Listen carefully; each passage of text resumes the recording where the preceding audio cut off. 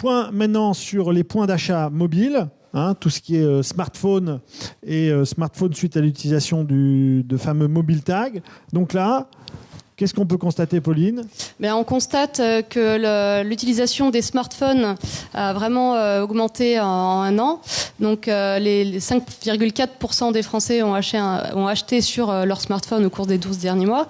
Finalement, ça décolle pas non plus énormément. On est sur une progression, mais une progression qui reste sur un petit chiffre. On utilise surtout son smartphone pour d'autres usages. On va le voir après. Oui.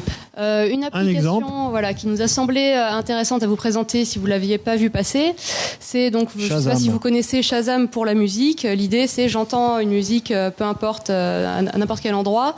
Avec l'application, je lance un scan qui me donne le nom de l'interprète et le nom de la musique. Donc ça, c'est très utile. Aujourd'hui, c'est en train de se mettre en place aux États-Unis pour les vêtements. On Shazam son vêtement. Je vois quelqu'un qui est bien habillé, je vois une star avec une tenue qui me plaît, etc. Je la prends en photo pour l'application Shazam Fashion ID, je crois que ça s'appelle comme ça. Oui, c'est ça. Et l'application, bien sûr, si le vêtement lui-même est répertorié dans la base de données e-commerce de l'enseigne, me dit, voilà, vous pouvez acheter ce pantalon et ce t-shirt à tel endroit, il est répertorié. Donc on est vraiment dans, aujourd'hui, une nouvelle forme de commerce où les enseignes qui, pendant longtemps, ont mis plein de données sur leur site pour commercialiser leurs produits, aujourd'hui mettent ces données à utilité pour vraiment être en relation avec le consommateur à n'importe quel moment. C'est pas sûr qu'on Shazam mon costume demain matin, mais néanmoins, c'est quand même une tendance assez intéressante. Autre élément qu'on mesure, en fait, qui est la performance de ces mobile tags qu'on a vu exploser depuis 2 ans avec des expériences aussi bien en Asie qu'en France et qu'aux États-Unis. Et on a une petite progression, c'est ça, mais très légère. Oui, on a finalement 23% des possesseurs de smartphones qui ont utilisé un mobile tag pour avoir des informations sur des produits et des services, contre 18% l'an dernier. C'est vrai que finalement c'est assez peu par rapport aux systèmes qui ont été déployés par beaucoup de marques sur le système du QR code. Et seuls 2% ont traduit ça en achat, c'est ça ? Voilà, finalement c'est le même chiffre qu'en 2012. Là, ça se décolle pas du tout. On voit que le QR code n'est pas un driver de point d'achat. C'est pas ce qui permet de faire des achats. Par contre, ça permet d'aller chercher des informations. Voilà. Et donc même de monter des opérations commerciales. Oui, donc là, c'est une opération commerciale autour d'un QR code qui nous a bien plu. En fait, c'est l'enseigne eMart à Séoul qui a mis cette opération en place puisqu'ils avaient un problème de trafic sur l'heure du déjeuner. Ils avaient remarqué qu'ils avaient un creux à ce moment-là. Et donc, ils ont mis en scène, ce côté événementiel, un QR code en 3D qui n'était scannable qu'au moment où le soleil était au zénith. Donc, en fait, les gens devaient attendre une heure précise pour pouvoir scanner le QR code et avoir des réductions à ce moment-là sur l'enseigne pour aller acheter leur repas ou aller visiter l'enseigne. Mais précise-moi bien, c'est bien des heures creuses pour le magasin quand même. Voilà, c'était des heures creuses du déjeuner. Oui. Voilà. Donc, ça a quand même poussé assez fortement le trafic et le chiffre d'affaires. Puisqu'ils ont eu 58% de nouveaux clients à ce moment-là et 25% de trafic en plus entre midi et 2, donc qui était vraiment le point sur lequel ils voulaient agir. Alors, avant-dernière catégorie de points d'achat qui est en fait la TV connectée, phénomène qu'on suit d'assez près. Oui, donc l'an dernier, on avait souhaité vous parler de la télé connectée comme d'une manière prospective. En fait, on imaginait que ça pouvait devenir un des points d'achat comme un autre. On voit qu'on était à 9% d'intérêt en 2012, on est carrément à 8% cette année, donc c'est quand même une baisse significative. Finalement, la télé n'est pas forcément le point qu'on aurait pu imaginer en tant que tel pour réaliser des achats. C'est pas forcément un des points d'achat vraiment qui se développe. En revanche, par contre, en fait, il y a un autre comportement qui est lié à la télé mais qui vient prendre plus d'ampleur, c'est le principe du second écran. En fait, aujourd'hui, la télé garde son rôle de diffuseur d'images, donc ça vous diffuse toujours votre match de foot ou une émission de cuisine ou quoi que ce soit. Par contre, de plus en plus, on regarde la télé en ayant un second écran dans les mains. Donc il y a 76% des téléspectateurs qui le font, qui utilisent un autre écran au même moment. Et donc l'autre écran devient un relais de l'émission qu'on est en train de regarder pour avoir des informations. Donc c'est aujourd'hui présent déjà en France, mais surtout aux États-Unis, où finalement sur les télés américaines, ils ont augmenté de 363% l'année dernière le nombre de commentaires liés à la télévision, liés à une émission. Et on voit que, par exemple, aux USA, sur le Super Bowl, on a 52 millions de commentaires en direct, les Grammy Awards, 19 millions. Et en France, on a quand même, sur The Voice, 3,5 millions de commentaires, de tweets qui ont été envoyés pendant l'émission.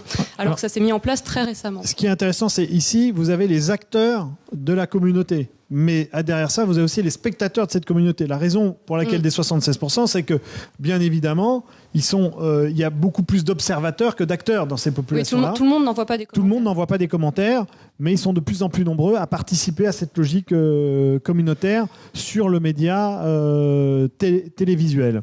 Ce qui, d'ailleurs, ouvre sans doute des perspectives en termes de prise de parole média dans les écrans publicitaires de demain. C'est-à-dire qu'on peut imaginer que lorsque je suis le partenaire de l'émission The Voice, je peux imaginer que dans mon billboard ou bien pendant l'écran publicitaire, eh bien, j'envoie des messages en même temps sur le Facebook de l'émission en disant tiens, tu regardes la publicité, tu peux là cette fois-ci acheter ce produit.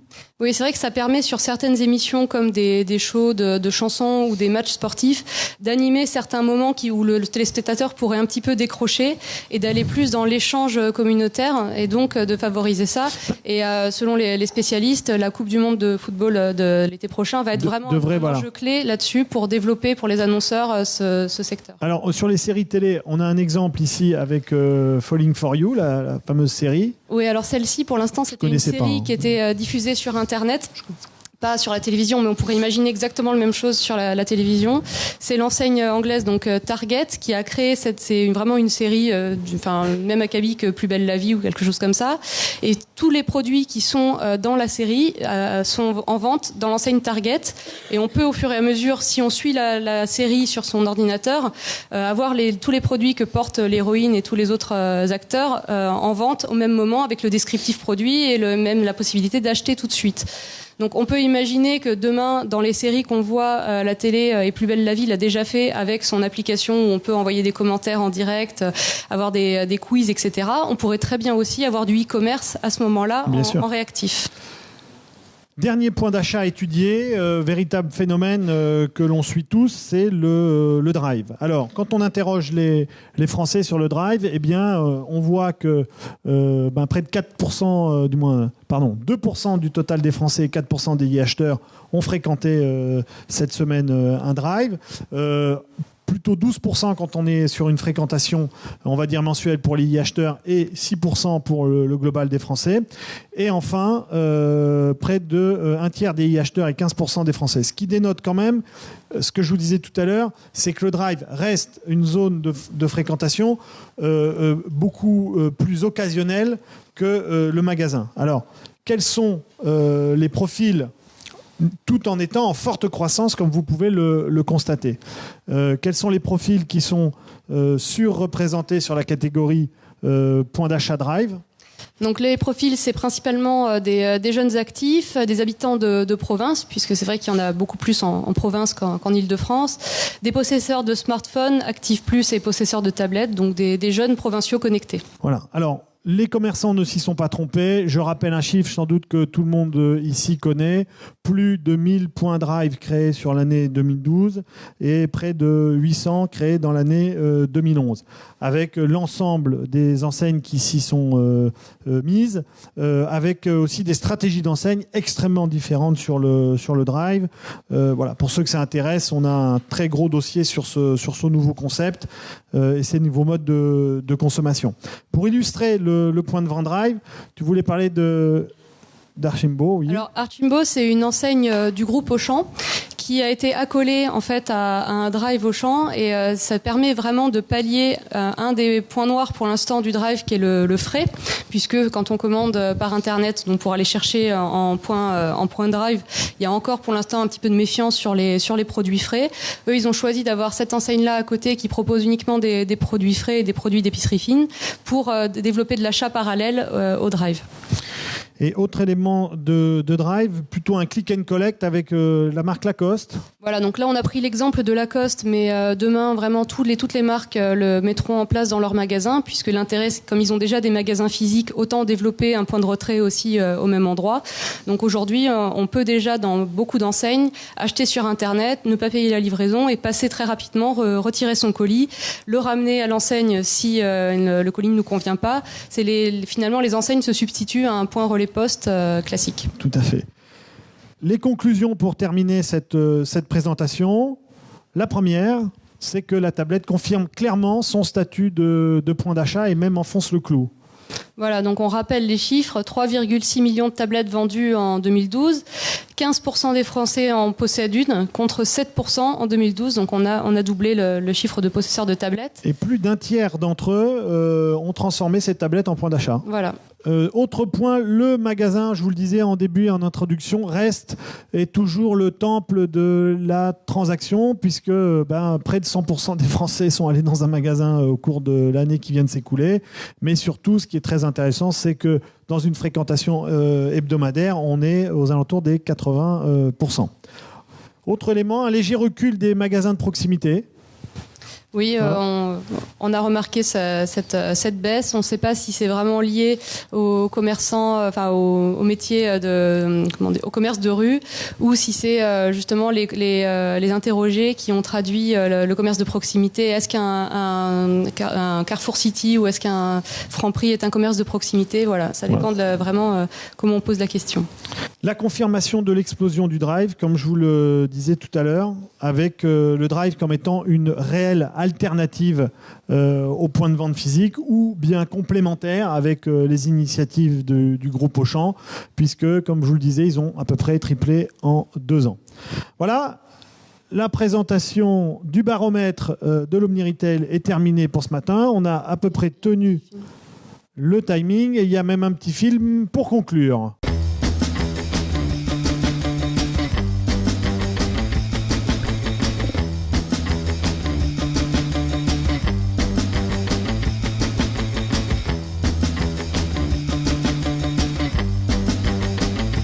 Le commerce évolue. Vite. Très vite. Le consommateur dispose de points d'achat multiples, comme le commerce, l'e-commerce, le m-commerce, Facebook, le troc revente, le drive, la télé connectée. Il faut désormais participer au dialogue avec les vendeurs, la hotline, les chats et les forums, les blogs, les salons et expos et les réseaux sociaux. Il faut aussi animer les points de contact, le mobile tag, le street marketing, l'affichage, les programmes de fidélité, les promos et print, le packaging, la radio, la presse, les campagnes télé et enfin le sponsoring. Les points de contact tendent à devenir des points de dialogue, voire des points d'achat. C'est l'Omni-Retail.